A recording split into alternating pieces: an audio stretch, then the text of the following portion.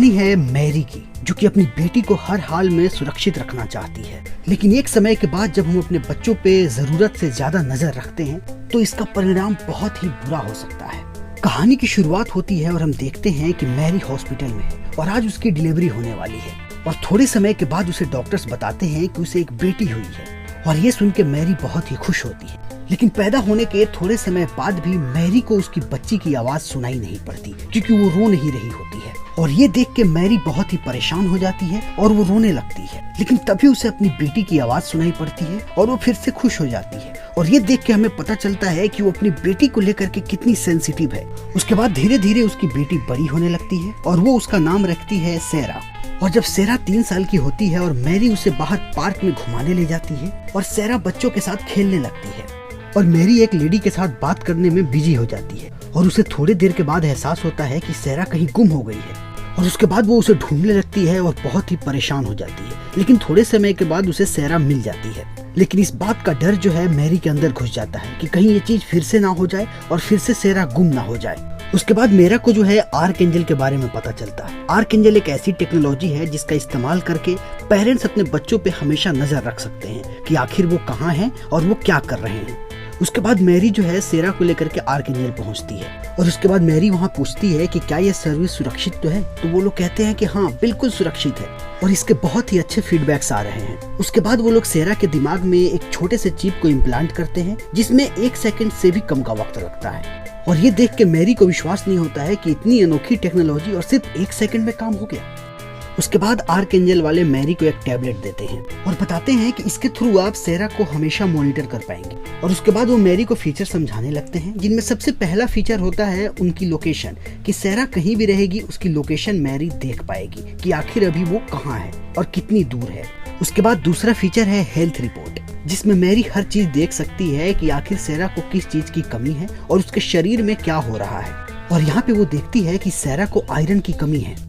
उसके बाद आता है आर्क एंजल का सबसे बढ़िया फीचर, जिसमें वो मॉनिटर पे दिखाते हैं कि सेरा जिन भी चीजों को देख सकती है उन सारी चीजों को आप भी यहाँ से इस मॉनिटर पे देख सकती हैं। और उसके साथ साथ आप किसी भी चीज पे पेरेंटल कंट्रोल लगा सकती हैं। अगर आपको ऐसा लगता है कि सेरा को किसी चीज को नहीं देखना चाहिए तो सेरा उस चीज को नहीं देख पाएगी। वो जब भी देखेगी उसे वो चीज ब्लर नजर आएगी। और ये सारी चीजें जो है मैरी को अच्छी लगती है, क्योंकि सुबह सुबह मैरी जब भी सेरा को लेकर के बाहर निकलती है उसके घर के पास एक कुत्ता है जिसे सेरा बहुत ही डरती है। और मैरी को लगता है कि ऐसी बहुत सारी चीजें हैं जिनसे सेरा डरती है, तो इस चीज से उसकी मदद हो पाएगी। और अगली सुबह हम देखते हैं कि जब मैरी सेरा को लेकर के जाती है तो वो कुत्ता उसे ब्लर नजर आता है, जिसे देखने के बाद सेरा बिल्कुल नहीं डरती। उसके बाद एक दिन सेरा घर पे अकेली होती है अपने नाना के साथ और उसके नाना पेंटिंग कर रहे होते हैं। अचानक उन्हें दिल का दौरा पड़ता है और वो नीचे गिर जाते हैं और वो बार बार सेरा को कहते रहते हैं कि बाहर जाओ और किसी को मदद के लिए बुला करके लाओ। लेकिन सेरा को सारी चीजें ब्लर नजर आ रही होती हैं और उसे कोई भी आवाज सुनाई नहीं पड़ती,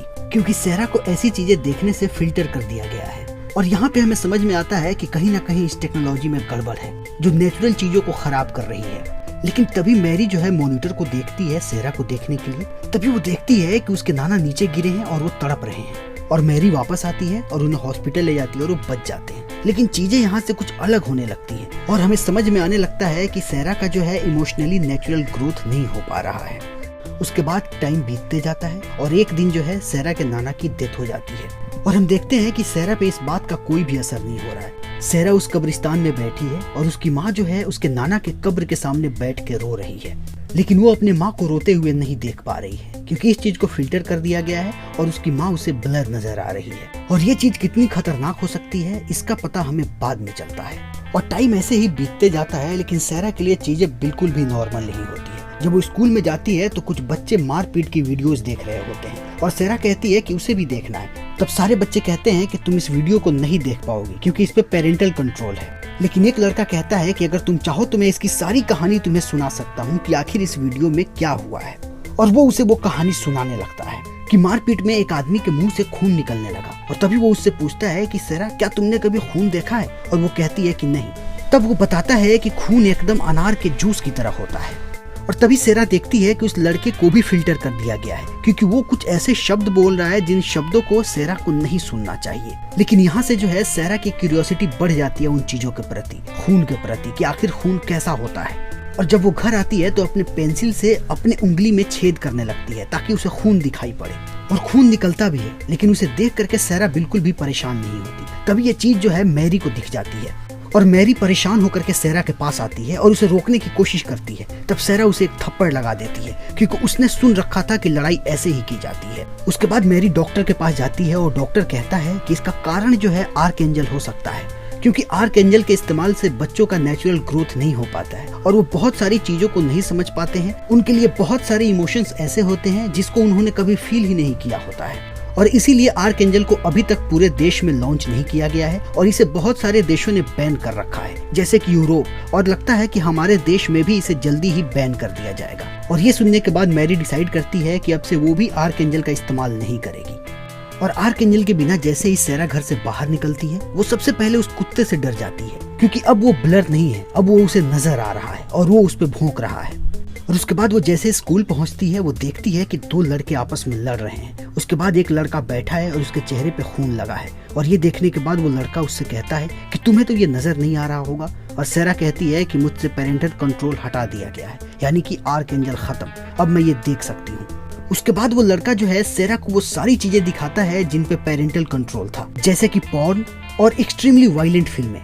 और समय ऐसे ही निकलता जाता है और हम देखते हैं कि अब सैरा 16 साल की हो गई है। और एक दिन उसके सारे दोस्त जो हैं रात में एक झील पे जाने वाले होते हैं, और सैरा को एक लड़का पूछता है कि क्या वो भी उस झील पे चलना चाहेगी। उस लड़के का नाम है ट्रिक, और सैरा उस लड़के को पसंद करती है और वो भी सैरा को पसंद करता है। उसके बाद सैरा अपनी माँ से कहती है कि वो अपने दोस्त के घर पे मूवी देखने जा रही है, और वो उस झील पे चली जाती है। उसके बाद जब बहुत रात हो जाती है और सैरा अब तक घर पे नहीं आती है, तो उसकी माँ जो है परेशान हो जाती है और वो उसको कॉल करती है, लेकिन सैरा फोन नहीं उठाती। तब मैरी उसके दोस्त के घर पे कॉल करती है जहाँ सैरा फिल्म देखने जाने वाली थी, और वो कहती है कि सैरा तो यहाँ पे आई ही नहीं। उसके बाद मैरी उसके बाकी दोस्तों को भी कॉल करती है और सब कहते हैं कि उन्हें पता नहीं कि सैरा कहाँ है। उसके बाद मैरी बहुत परेशान हो जाती है और वो जल्दी जाकर के उस मॉनिटर को ढूंढने लगती है जिससे वो उसको देख सके, क्योंकि जब मैरी ने डिसाइड किया था कि वो आर्कएंजल का और इस्तेमाल नहीं करेगी, तब उसने उस मॉनिटर को छुपा दिया था। लेकिन आज वो उस मॉनिटर को फिर से ढूंढ रही है क्योंकि वो सैरा को ढूंढना चाहती है। उसके बाद मैरी जैसे ही मॉनिटर को ऑन करती है, वो देखती है कि सैरा एक झील के किनारे है और उसको समझ में नहीं आता है कि वो झील के किनारे क्या कर रही है। और तब वो वीडियो मोड ऑन करती है और वो देखती है कि सैरा ट्रिक के साथ सेक्स कर रही है, और ये देख के वो बहुत ही परेशान हो जाती है। लेकिन फिर वो अपने आप को संभालती है और उसके बाद सैरा का इंतजार करने लगती है। लेकिन उसकी नजर अभी भी मॉनिटर पे ही है, लेकिन अभी वो वीडियो नहीं देख रही, वो सिर्फ उसका लोकेशन देख रही है कि वो वहाँ से कब निकलती है। और सैरा वहाँ से निकलती है और घर आने लगती है। और सैरा जैसे ही घर आती है, उसके बाद मैरी ऐसे प्रिटेंड करती है जैसे कि उसने कुछ देखा ही नहीं है, और वो उस मॉनिटर को छुपा देती है। और जब सैरा घर आती है तो मैरी उसे बिल्कुल भी एहसास नहीं होने देती कि मैरी ने सब कुछ देख लिया है। लेकिन अब मैरी जान गई है कि सैरा कुछ ना कुछ गलत कर रही है, इसलिए मैरी अपने पास हमेशा टैबलेट को रखती है ताकि वो उसे देख सके। और अगले दिन सैरा जो है फिर से ट्रिक से मिलती है और वो उसे कहती है कि मुझे पता है कि तुम क्या काम करते हो, तुम लोगों को ड्रग्स सप्लाई करते हो। और सैरा ये भी कहती है कि उसे टेस्ट करना है कि आखिर ड्रग्स होता कैसा है, और ट्रिक उसे मना करता है कि ये बिल्कुल भी मत करना, ये बिल्कुल ही गलत है। लेकिन वो नहीं मानती और वो कहती है कि उसे बस एक बार ट्राई करना है, और ट्रिक मान जाता है और सैरा ड्रग्स लेने लगती है। तभी मैरी को उस टैबलेट पे जो है नारकोटिक अलर्ट दिखाई पड़ता है। उसके बाद मैरी जैसे ही टैबलेट का मॉनिटर ऑन करती है, वो देखती है कि सैरा ड्रग्स ले रही है, और ये देखने के बाद मैरी एकदम आग बबूला हो जाती है। और उसके बाद वो उस लड़के की सारी डिटेल्स निकालने लगती है, क्योंकि उसे लगता है कि ये लड़का ही सैरा को कहीं ना कहीं खराब कर रहा है और उसे गंदी आदतें लगा रहा है। और मैरी उस लड़के की पूरी डिटेल निकाल लेती है और उसके बाद उस जगह पे पहुंच जाती है जहां वो काम करता है, और उससे कहती है कि वो अब से सैरा से दूर रहे। अगर उसने ऐसा नहीं किया तो मैरी उसकी सारी काली करतूत जो है पुलिस को बता देगी, और ये भी कि सैरा अभी बस 15 साल की है और इसने उसे ड्रग्स दिया है। और ये सुनने के बाद उस लड़के के होशो हवास उड़ जाते हैं। उसके बाद रात में जब सैरा घर आती है तो वो उस लड़के को कॉल करने की कोशिश करती है, लेकिन वो कॉल नहीं उठाता। वो उसे मैसेज भी करती है, लेकिन वो उसका भी रिप्लाई नहीं करता, क्योंकि वो बहुत ही डर गया है। और सैरा को इस बारे में बिल्कुल भी पता नहीं कि उसकी माँ ने उस लड़के को धमकाया है। उसके बाद अगले दिन सैरा उस लड़के के पास जाती है और कहती है कि ऐसा लगता है कि तुम्हारा मन मुझसे भर गया, तुम्हें जो चाहिए था वो तो मिल गया, अब तुम मुझसे बात भी नहीं करोगे। तब वो लड़का कहता है कि तुम मेरे टाइप की नहीं हो, इसलिए मैं तुमसे बात नहीं कर रहा, और तुम मुझसे दूर रहो वही ठीक है। और ये सुनने के बाद सैरा को बहुत ही गुस्सा आता है और वो वहाँ से चली आती है। और सैरा बहुत ही उदास है, वो रो रही है, और मैरी ये सारी चीजें अपने टैबलेट पे देख रही है कि आखिर यहाँ पे क्या हो रहा है।